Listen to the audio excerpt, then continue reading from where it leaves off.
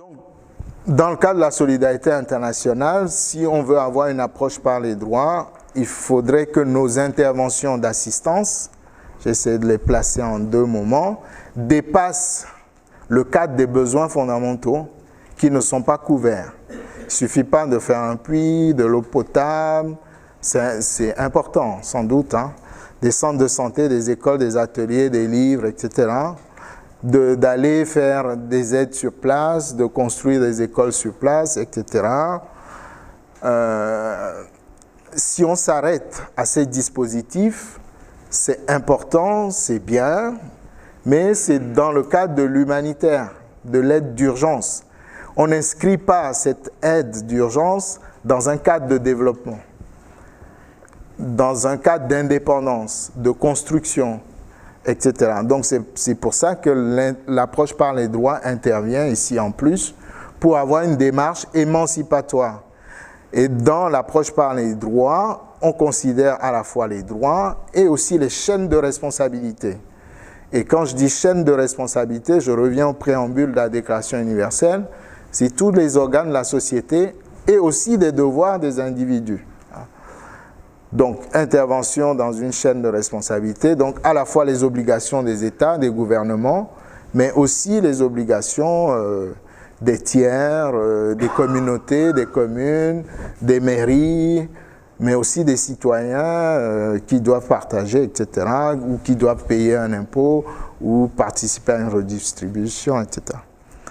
Et pour ça, on est obligé de promouvoir les sociétés civiles locales, puisque c'est de leur responsabilité. Si on ne veut pas être dans la dépendance, si on ne veut pas faire à la place d'eux, on est obligé de promouvoir les organisations de la société civile locale pour qu'il y ait cette confrontation politique, ce débat démocratique, cette interpellation des citoyens, que ce soit des autorités ou non, pour la mise en œuvre des droits.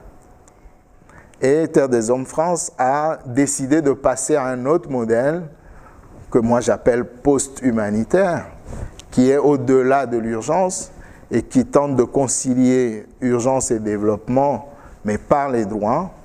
Et là, Terre des Hommes a décidé de ne plus avoir des bureaux à l'étranger, mais d'accompagner les associations, les acteurs locaux, les communautés locales en Amérique latine, en Afrique, en Asie.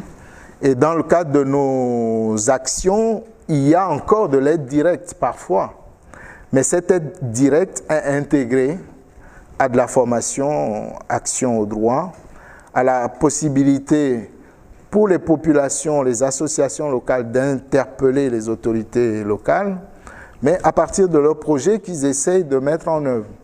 Alors ça n'empêche pas qu'on ait parfois des discussions du projet pour l'intégrer dans une approche par les droits. Mais on va sonder le terrain et on voit les activités qui sont mises en place par les communautés. Et puis, toute cette activité est relayée par nous à Terre des Hommes France dans le cadre du plaidoyer international, que ce soit en France, auprès du gouvernement dans le cadre de l'aide au développement, ensuite dans les réseaux européens, dans les forums mondiaux, etc., etc.